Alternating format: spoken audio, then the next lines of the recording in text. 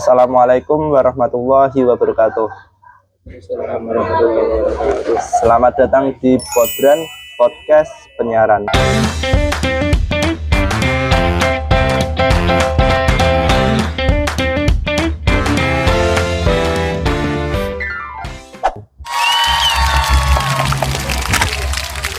Podcast edukatif yang mengulas fenomena penyiaran dari sudut pandang hukum dan etika penyiaran. Nah, pada kesempatan kali ini kita akan membahas kasus yang viral dan juga sempat menjadi perbincangan masyarakat, yakni pada tahun 2022 silam. Kasus tersebut adalah prank yang dilakukan oleh public figure Baim Wong dan juga Paula. Prank KDRT atau kekerasan dalam rumah tangga kepada kepolisian. Nah, prank ini tidak hanya menuai kecaman dari masyarakat, tetapi juga menjadi perbincangan di kalangan pakar hukum dan etika penyiaran.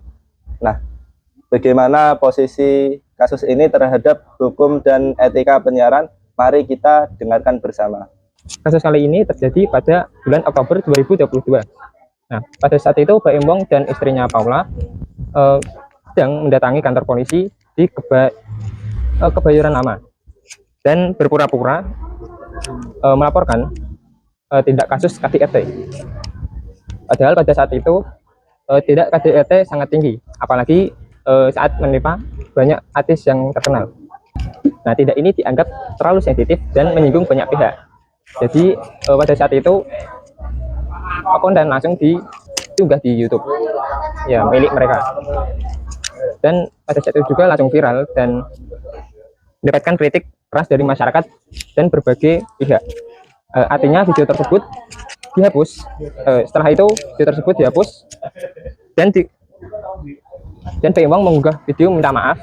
Namun demikian publik tetap mempertanyakan tanggung jawab etis dalam membuat konten semacam itu.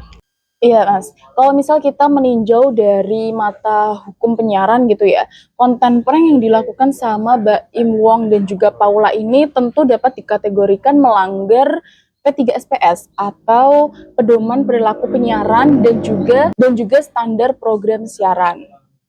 Secara khusus pelanggaran terjadi di P3 itu terutama di pasal 9, di mana mengenai kewajiban untuk menghormati norma kesopanan dan kesusilaan. Terus selain itu, prank ini juga melanggar SPS, di mana yang dilanggar itu di pasal 13 ayat 2 yang menyatakan kalau program siaran itu wajib memperhatikan empati terhadap korban. Kan kalau isi siaran itu dilarang mendorong halayak umum untuk melakukan kekerasan atau menyebarkan berita bohong. Dan udah jelas sekali ya kalau prank ini adalah berita bohong dan juga eksploitasi terhadap isu sensitif, sehingga tentu prank ini bertentangan dengan perlindungan publik dalam undang-undang penyiaran. Prank-prankan kok lapor polisi, cuma bukan lucu, tapi ngawur. Kalau masyarakat biasa yang prank polisi, nanti bisa ditangkap. Nah, ini malah jadi konten dan dapat cuan lagi. Lucu buat siapa coba? Saya pikir ini malah jadi contoh yang buruk buat generasi muda.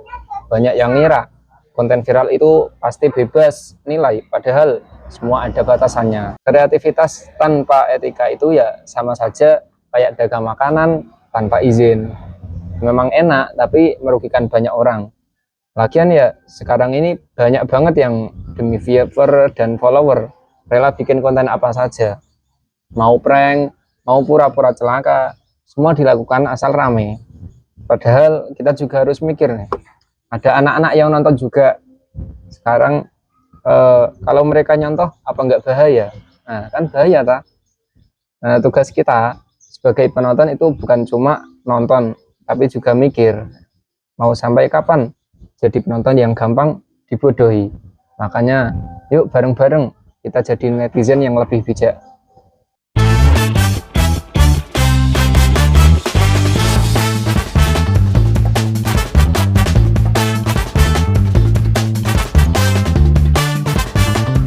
Nah, begitu teman-teman Podran, konten penyiaran juga harus patuh terhadap hukum dan etika penyiaran yang berlaku. Kalau kita konteksnya sebagai masyarakat umum, kita juga perlu kritis, terutama dalam memilih tontonan yang pastinya harus mendidik dan juga tidak menyebarluaskan konten yang pastinya tidak mendidik. Nah, semoga perbincangan ini bisa membuka wawasan dari kita semua mengenai hukum dan etika penyiaran. Terima kasih juga narasumber yang sudah hadir. Wassalamualaikum warahmatullahi wabarakatuh. Waalaikumsalam warahmatullahi wabarakatuh.